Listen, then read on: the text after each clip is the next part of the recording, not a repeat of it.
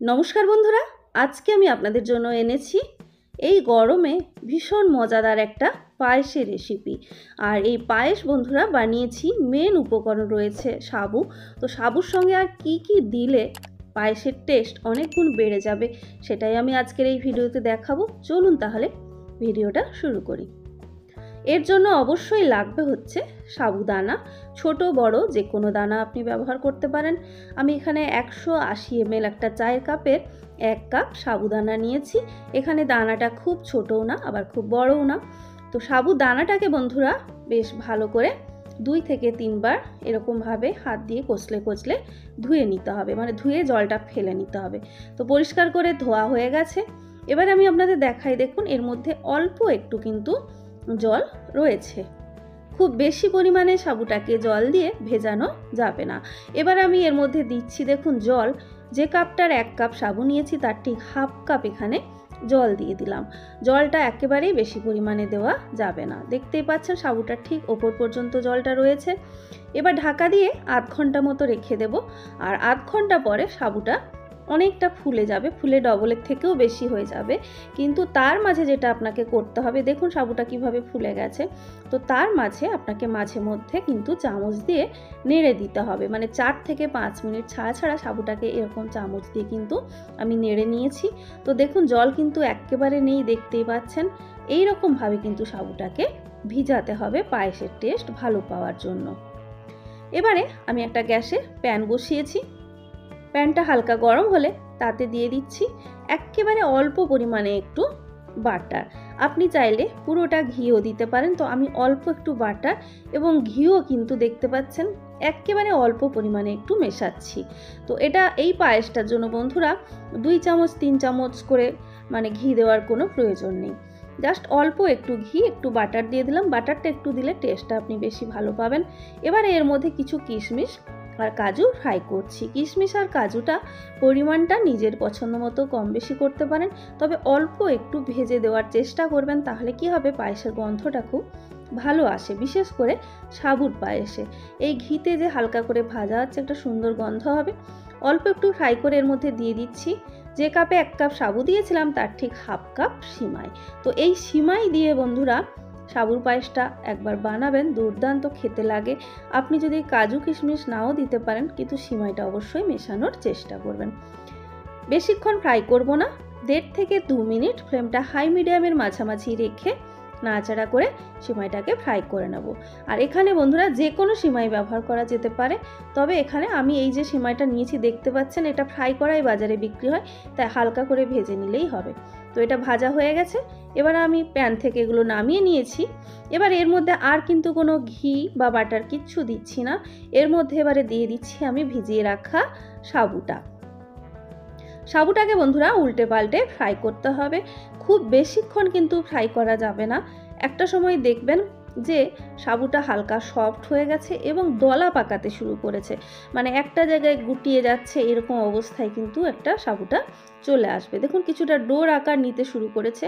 এই পর্যন্ত কিন্তু সাবুটাকে আপনি ফ্রাই করবেন, তার বেশি নয়। যখন এরকম অবস্থায় আসবে তখন আপনি মানে গ্যাস থেকে এটা নামিয়ে নিতে হবে। তো গ্যাস বন্ধ করে দিচ্ছি আমি।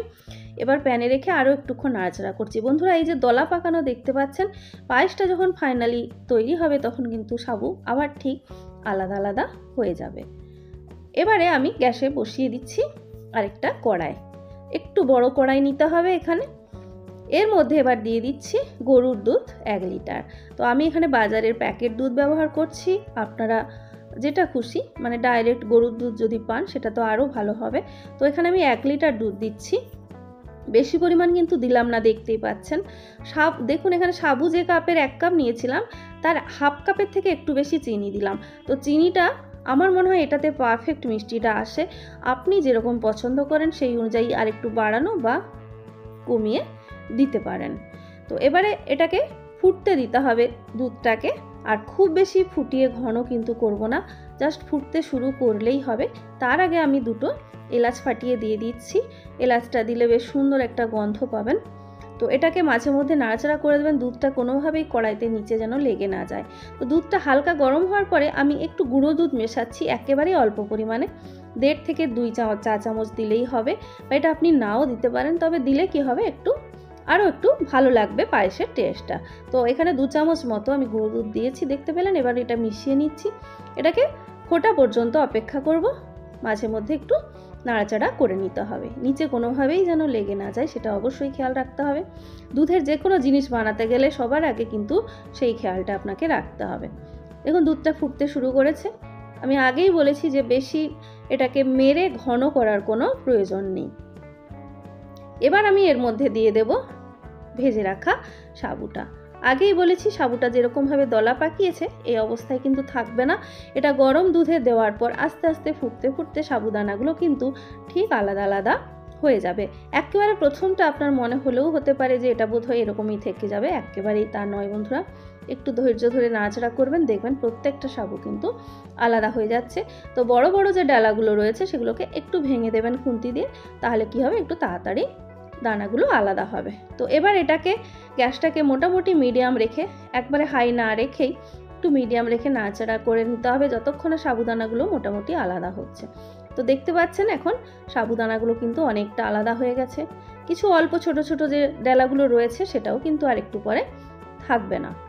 তো বন্ধুরা আপনারা দেখতেই পাচ্ছেন যে প্রথমে বেশ বড় বড় দলা পাকানো ছিল সাবুটা, এখন কিন্তু দেখুন সুন্দর সবগুলো আলাদা আলাদা হয়ে গেছে। তো এবার আমি এর মধ্যে ভেজে রাখা সিমাই, কাজু আর কিশমিশটা দিয়ে দেব। যখন সাবুগুলো সব আলাদা হয়ে যাবে তারপরে এটা দিয়ে দেবেন। আর এই দুধটাকে মেরে ঘন করার কোনো প্রয়োজন নেই, কারণ সাবুর কারণে এমনিতেই এটা অনেকটা ঘন হয়ে যাবে, সিমাই দেওয়ার জন্যও কিছুটা ঘন হবে। তো এবার এটাকে 3 থেকে 4 মিনিট একটু লো মিডিয়ামের মাঝামাঝি ফ্লেমটাকে রেখে নাড়াচাড়া করে নিতে হবে। তো আর খুব বেশি ঘন করে কিন্তু পায়েসটা তৈরি করলে হবে না, তাহলে ঠান্ডা হয়ে যাওয়ার পরে এটা একেবারে শক্ত হয়ে যাবে, যেটা কিন্তু খেতে ভালো লাগবে না। তো কি অবস্থায় এলে আপনি বন্ধ করবেন গ্যাসটা, দেখুন যখন দেখবেন এইরকমভাবে মোটামুটি সাবুদানাগুলো সব ট্রান্সপারেন্ট হয়ে যাবে এবং দেখা যাচ্ছে প্রত্যেকটা সাবু এবং সিমাইটা বেশ ভালো করে দুধের ওপরে, তখন বুঝবেন যে এটা এবার গ্যাসটা বন্ধ করে দেওয়াটাই ভালো। তো গ্যাস বন্ধ করে দিয়ে আমি আপনাদের প্রায় মিনিট 10 পরে এটা দেখাচ্ছি। দেখুন আরও কিছুটা কিন্তু ঘন হয়ে গেছে।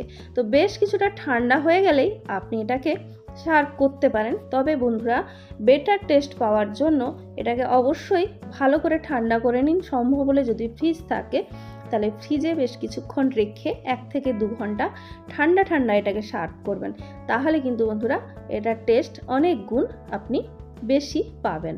তো বন্ধুরা এই ছিল আজকের ভিডিও। আশা করি বন্ধুরা এই গরমে এই রেসিপিটা সবার খুব ভালোই লাগবে। তো ভালো যদি লাগে অবশ্যই লাইক, কমেন্ট, শেয়ার আর সাবস্ক্রাইব করতে কিন্তু ভুলবেন না।